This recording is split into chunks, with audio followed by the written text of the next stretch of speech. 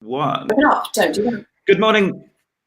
Good morning, everybody, and welcome to the social media show. It's great to be joined by Sarah Townsend this morning. How are you today, Sarah? Last minute Wi-Fi panic. It's all good. My Wi-Fi Yeah. this morning to go down. Great that we managed to resolve that and even start on time. So that's good news. So perhaps to kick us off, if you can just give a bit of a brief introduction about yourself, that would be great. Okay, I have been a writer for the past 20 years. Believe it or not, this is my 20th year in business. Wow. And I have also from small, ambitious startups to large global corporations. So I help writing email campaigns, brochures, anywhere they need words, I write the words. In a nutshell. Cool. So you're pretty active out there on social media. Going back, like you say, you've been in business for quite a long time. Can you remember what the first social network was that you actually signed up to? I definitely signed up to Facebook first, but that was way before business pages. The first one I used for business was definitely Twitter. And ironically, I don't use Facebook now at all in a personal capacity. I've gone right off it, but for business, I find it still quite useful. But yeah, it was Twitter, and that's if you remember actually first met, because I came along to one of your Twitter for Beginners workshops when I had a lowly 27 followers. So yeah, you've got to start somewhere. And yeah, I found that super helpful training and haven't looked back since, really. Twitter has changed quite a lot since then, obviously. Still find it really helpful for business, but for all sorts of things, really. So yeah. Yeah, just picking up on that. Yeah, I would agree that Twitter has changed. For me now, it's more about conversation and obtaining news and that sort of thing. How are you finding it? How you find it? How have you found it's changed? I definitely find engagement has dropped massively. There was a golden era, really, and I would say maybe 5 years ago, possibly slightly longer, where you could easily get tweets. Now 5 or 6 is pretty good, but as you say, it's great for conversations. A lot of people have a real downer on Twitter, and I've had a lot of people say, "Oh no, I don't like it. It's full of rubbish." But actually, you get the Twitter experience that you create for yourself, I think, because I also use lists, so I follow maybe 2,500 thereabouts, but I have a list, a secret list that I want to see and I engage with the most, and I'm most likely to get retweets from me. So that's a really helpful tip in terms of making Twitter work for you. But just don't follow the people whose tweets you don't want to see, or mute people or whatever, but kind of keep it clean and follow the right people. And actually it's still a really useful platform. I also use it now, not just for work, but asking opinions. I use the hashtag Ask Twitter quite a lot. So I recently sold a car in whether eBay was a good place to sell a car, and someone said, no, try Gumtree, it's free. So tried it 4 days later, I sold it. So on there, and the conversations can be good. I think it is a little bit what you make of it, definitely. But I do think from a sales perspective, that's brilliant, really. Yeah, I was just going to say from a business perspective, I think there is a big mistake that people make. They do think, I'm a personal trainer, let me give you some personal training sessions. And they're like, oh, well, I'm not getting you can't go on there to sell. You have to think of it as a free opportunity to build up, and to also build up that know, like, and trust, which is absolutely invaluable when it comes to sales. You have to build the relationship first and don't expect to just go and sell cold. So it's brilliant for that, because you can engage and people get to know you and they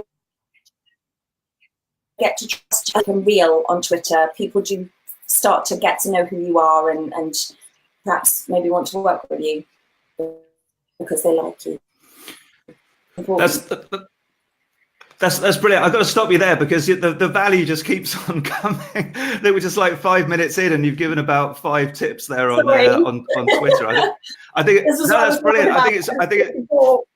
I think it's just worth giving a bit of a recap there. So first of all, a message that I'm banging out quite a lot, and actually it doesn't just apply to Twitter, it's any sort of social network. It's what you make of it, as you were rightly saying. So you can choose what appears on your newsfeed, basically. It just takes a little bit of effort, not that much, but a little bit.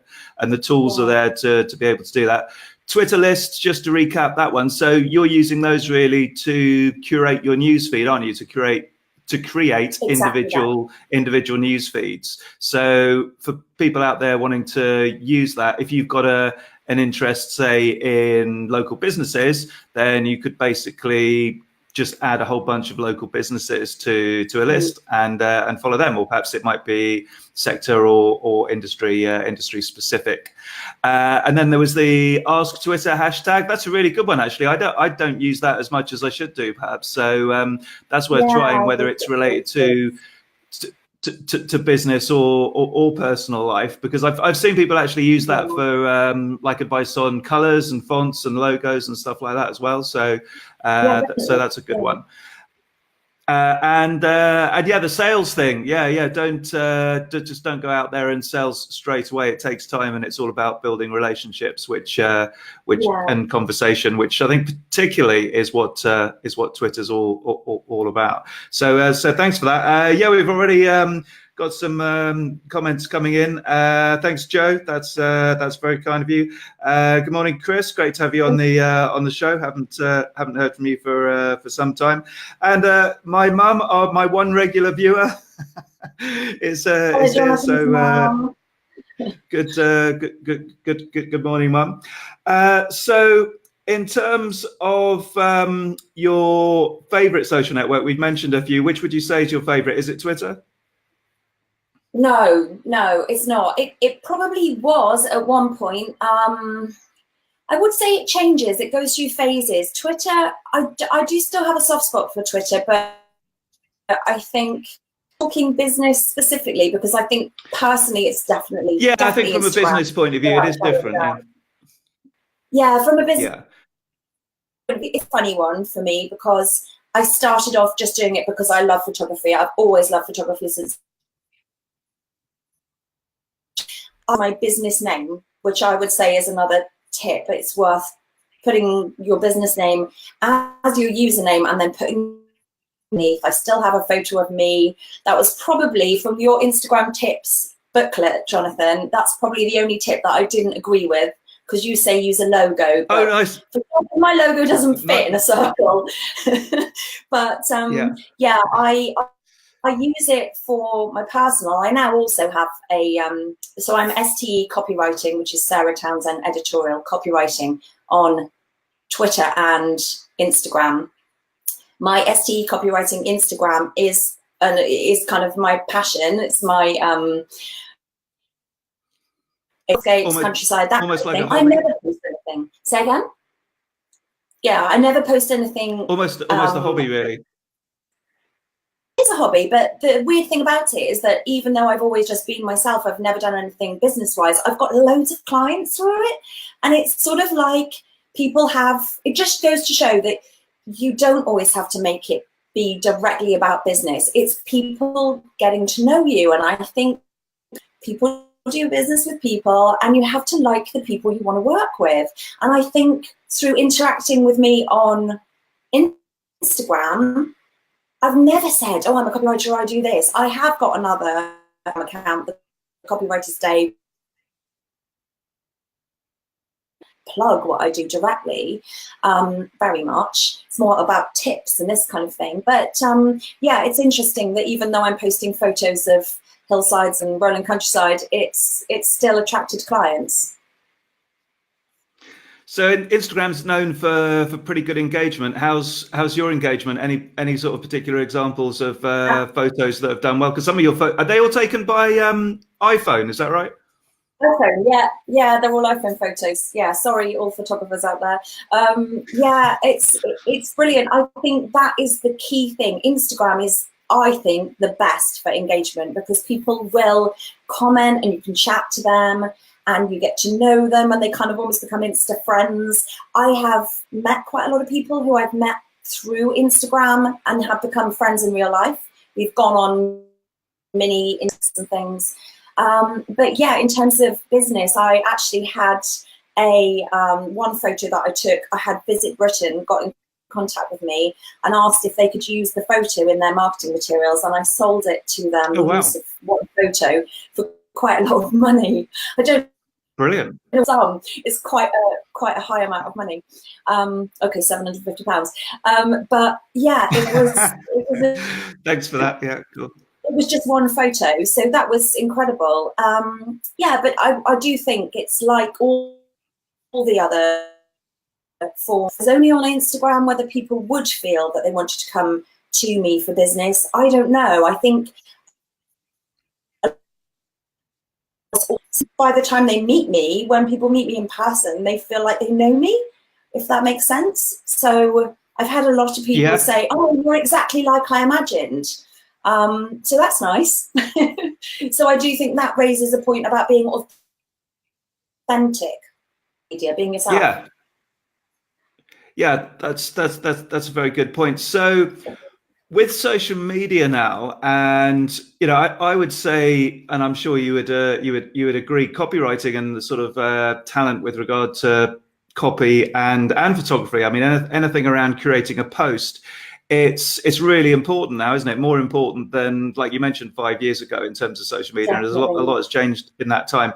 And now I would say that competition is a lot harder, isn't it? To get seen and to get engagement, because the volume of people on there is massively higher than it used to be, and B, there's a lot of creative people out there now, and there's agencies and there's some super talented people producing some great sort of content. So in light of all of that, like you say, you've had some success both on Twitter and Instagram. What sort of any sort of tips specifically around a social media post? And I'll give you free reign on this one. So whether it is the copy, which is your particular area, but you've also got an interest in photography, and we haven't mentioned video as well. So anything around copy, text, copy, photos, or videos that you would sort of help people with. Any advice around those?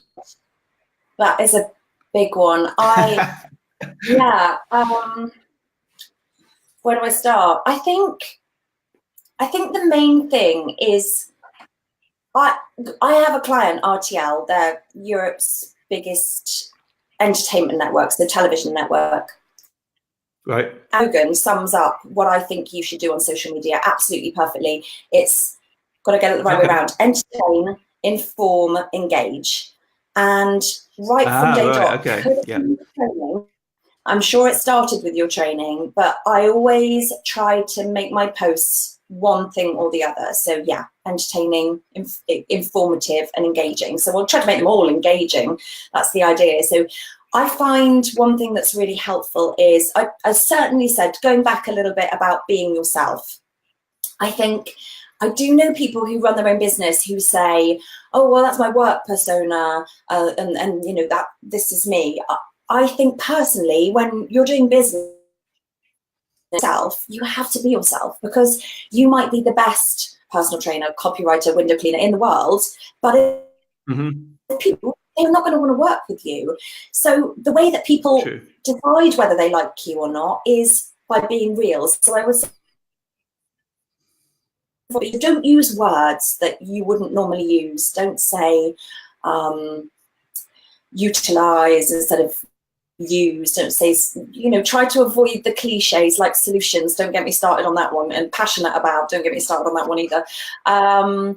Or photography was my passion, I would just say, be generous perhaps with what you're giving. So give tips and tricks that people can use themselves, and don't expect anything in response for it. So perhaps, one of the things I do is my confusables.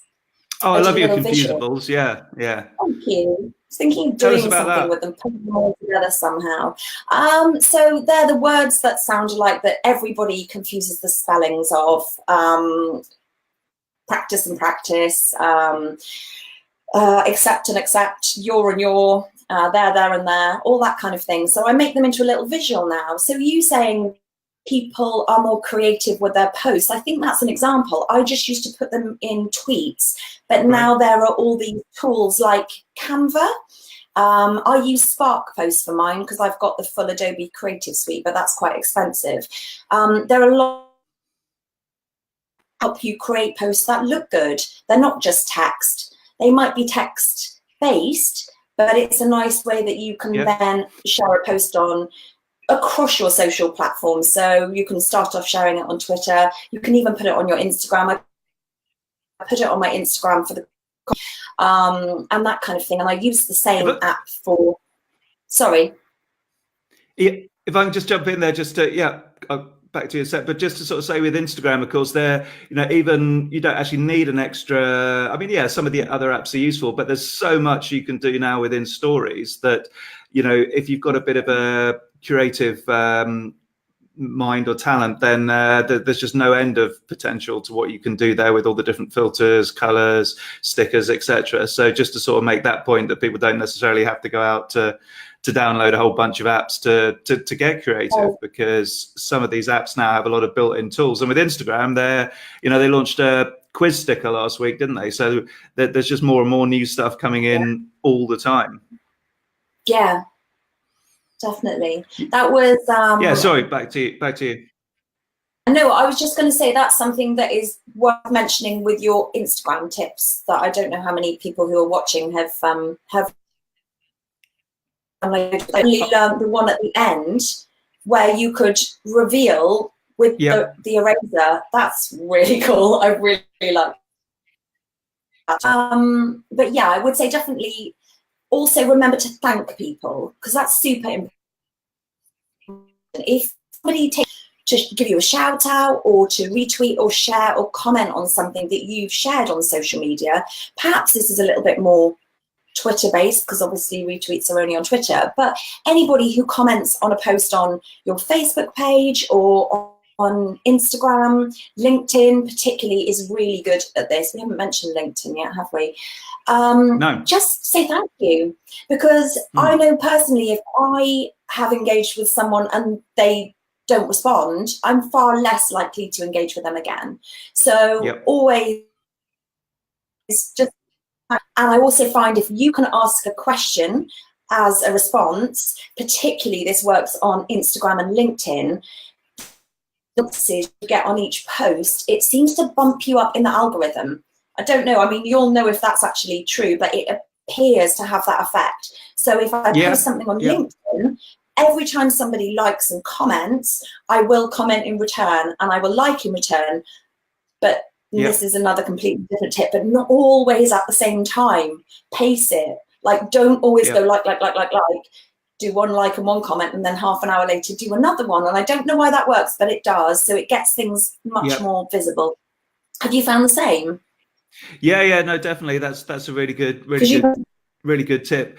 Yeah, I mean, overall, there's sort of a tip within a tip there in terms of the spacing, but overall, I kind of coined an expression a while back, just sort of refer to it as the rolling snowball effect, because if you just sort of start to get those comments and engagement and then comments on the comments, it definitely picks it up and puts it out onto more people's news feeds, and then it just carries on and carries on. If it sort of builds a momentum of its own. So definitely works. Thanks for the second plug of the 100 Instagram tips that I published recently. So in fairness, I bought it because I know you, and I did think, I don't think Jonathan can teach me anything I already know about. I don't already know about Instagram, which sounds like really arrogant, but I do consider myself quite accomplished with Instagram, and I kind of keep on top of all the latest things and the tips, and as you say, the things on the stories that you can do. But I learned loads. It was well worth the money. I think you should charge more for it, quite frankly.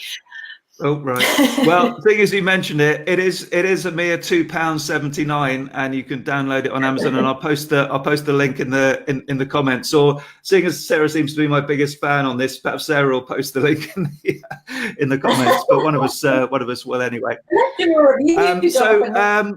What more do you want? So thank you everybody who is watching, whether you're watching live or watching the replay. If you have any questions at all, then please do ask. Just post in the comments and we will reply now if you're live, or we will reply later if you're watching the replay. Couple of interesting comments going back to Twitter. Chris says Twitter to me still doesn't know what it is. The others are clear. I think that's absolutely right. They've just totally been unclear in terms of their strategy for. I'll ask you, be interested to see your views on this, Sarah. But for me, it's like they've kind of missed their core strength, which perhaps they are getting back to, because Jack Dorsey has been talking a little bit about conversation more, but that's really their strength. But for me, going off and buying live sports rights, doing a lot on the video side, that kind of thing, just hasn't, news organizations, publishers, that sort of thing just doesn't really do it for me. I think they should have just sort of focused on the conversation. But of course the problem with that is the money side of it. How do you make money from that? So I can see that there's a problem there, but they've just sort of spun off in so many different directions. It's not surprising that that Chris isn't clear about where Twitter headed and what it is that they're supposed to actually be doing. Anything to add to that, Sarah? Yeah. I didn't catch the end of what you said. Sorry. What would be your views on where sort of Twitter is at the moment and where it's headed? I agree with Chris. I think the USP of Twitter was so great and so specific with the 140 characters. I think as a copywriter, it was just perfect because it was a perfect example of how brevity works, and it was all about discipline. You had a message, you had to fit it into this really tight window of 140 characters. That's actually a difficult thing to do, and when they scrapped the limit and doubled it, I kind of railed against it for a little bit, but actually I must say now I do use the bigger space.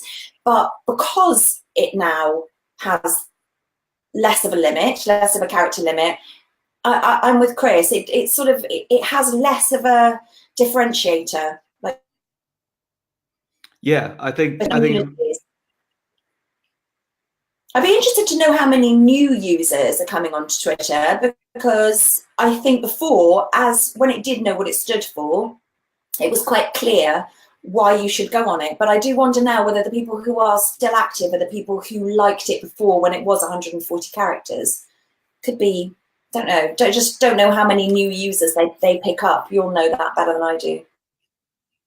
Well, yeah, they don't actually release the sort of churn figures in terms of who's left and who's joined, but certainly the overall figure is just like really low. And it's quite interesting. I think that a lot of people mention Facebook and Twitter in the same breath, but in terms of size, they're not even in the same parish, because Facebook's now sort of 2.3 billion. And Twitter is barely 0.3 billion, as in sort of around about just over 300 million, and hasn't seen any growth for quite some time. In fact, being a bit cynical, their monthly user rate is so bad that they've stopped this latest set of results, which happened to be last week. It's the last time they're actually going to quote monthly figures. So you're not going to be able to compare it with the likes of Facebook and other social networks. That you're just going to be able to. All they're going to do is release the daily users, and that's because the figure is rising, whereas the monthly figure isn't. But I think they should go with the industry standard figure so you can compare. But there you go. So the fact that so if you were super cynical, not only are their user numbers static, they're actually seemingly trying to mask the reality of that as well, which surely can't be a good move in this in terms of transparency. So But okay, so just something from Nikki Watson. A business name doesn't fit on Twitter username. Yeah, that can be an issue. Worth mentioning that hopefully might be able to come up with a variation that you could include there. Might might need to be a bit creative with that. Also worth mentioning that the Twitter display name, so that's your sort of name that appears above the account name, that has actually increased, and a lot of people don't realize that. So you've got a whole, can't remember how many it is now, but there's a whole bunch of, might be as many as 50 characters that you can get in there now. So like mine, for example, it's got enough space to put Jonathan Pollinger, social media trainer, in there. So you've got quite a lot of room. So marketing video. Yeah. So I would say, for another tip, we must be up to about 12 tips by now between us, Sarah. Another tip would be to have a look at your display name and make use of that space, make use of the 50 characters there. Cool. So we're 25 minutes. Sorry? Say a quick response to Nikki's. Nick, can I make a response to Nikki's comment? Yeah, by all means, yeah. It was the same with me, because my business name is Serial, and I couldn't fit that in when I first went on Twitter, which is where ST copywriting came up. So I think to have the same across all of the platforms, but yeah, sometimes you have to be a little bit more Mark. You have the username. Jonathan says there are more characters to be creative underneath, and you can actually put what you do as well as who you are, which you couldn't do before. So that's good. Cool. Okay, so hopefully we'll get a few more questions in before we finish off. But I've got one question that I've been asking all my guests recently, Sarah. So I hope you're ready for this one. If you could choose any living person to share a nice bottle of wine with, who would that, and conversation, obviously, who would that person be? What are you trying to say? I did, I saw Ben answer this last week, and I noticed you've now added living into the description. I probably would also have gone with Steve Jobs, had you not, but I'm a massive Apple fan. So I have to say it wouldn't be anybody to do with copyright. He is, if anybody doesn't know, he wrote The Social Network about Mark Zuckerberg. Absolutely brilliant film. I've seen it countless times. But he also wrote my absolute all-time favorite TV show, The West Wing. Social, Studio 60 on Sunset Strip, Sports Night, so many great series. He find out how he comes up with his ideas and how he creates the dialogue in the way he does, because that he's written just go, oh, that's such a Sorkin line. And yeah, my 16-year-old son is also a massive Aaron Sorkin fan, so we just kind of geek out about Sorkin stuff half the time. But yeah, very, very talented writer. And if anybody's not watched, start with The Newsroom or The West Wing. That's brilliant. That's a great answer. Thank you very much for that. Nikki's gone off to check the Twitter display name, so that's good, and have a think about her username. I'm just scrolling down a second just to see if there's anything else. If anybody does have any other questions, do please ask us. Anything about social media, copywriting, business, just chip in. Angus Grady, the LinkedIn unlocker, is watching. So he says, still think Twitter is massively underused. Well, yeah, they just haven't really realised their potential, have they? We should have a chat about this sometime, Angus. Well, let's kind of like do it now. Just finish off with this one then. Bit ambitious, but hello, Belinda. Great to have you on the show. So between us then, Angus, Sarah, and me, what's our plan to save Twitter? This is really going to put you on the spot. You thought some of the questions so far have been difficult, Sarah, but yeah, I'll go first. I would say to save Twitter and to massively improve themselves, they need to just be clear on the strategy, and that strategy would be focusing on the conversation. Yes, there's issues with that, but they should just go back to being a true social network and forget everything else. So just totally focus on making it easier for people to have conversations with one another, make it easier for people to find other people. I mean, that's extraordinarily difficult on Twitter. You can't even type in a company's name and get the company's Twitter account half the time, or a person and their name. So stuff like that, I think they should they should focus on. Give you time, Angus, to come up with your answer. Oh, what was he said here? I have that in my Twitter name. Oh, right. Yeah. So good example. Another one. Angus is the LinkedIn unlocker, and he's used that in his Twitter display name. So that's cool. Yeah. So brilliant example. Looks like you've got the approval of my mum. So that's. Thank you, Judith. Sorry. Can I say one quick thing in defense of Twitter? Yeah. I actually think they are still, the businesses that do Twitter well are so excellent at responding. So now if I have a problem with a company or a response from a company, I actually go to Twitter first, emailing or phoning, because they're just there waiting to respond to people. So for example, there was a mains water leak last week. I tweeted Severn Trent Water. They responded within a minute, which is like, I don't know any other platform. That's incredible, yeah. So when businesses are good at Twitter, it's a really good way to get a reaction and a response from businesses. So that's in Twitter. That's brilliant, but you haven't answered my question yet, Sarah. What's the single one thing that? Yeah, what's your plan to save Twitter? What's the single one thing they could do to improve it? I think that's just nice, easy one to finish off with. It's scattered all these things and none of them have worked. I'd say go back to 140 characters because that was their USP and it worked. Okay, that's a good one. That's a good one. Angus has risen to the challenge. Easier to thread messages, currently a bit clunky. I think, yeah, absolutely agree with that. Good news, though, they have got a number of people using an app called TWITTR, so Twitter spelled in that way, and it's like a beta app. And improved threaded conversations and color coding, I do happen to know, is being tested in there. So hopefully we'll see that. And he also says, despite LinkedIn now making it harder to edit and add a Twitter account, it still works well with LinkedIn. Yeah, that's a good point, actually. Yeah, integrating LinkedIn with Twitter, that's another great tip.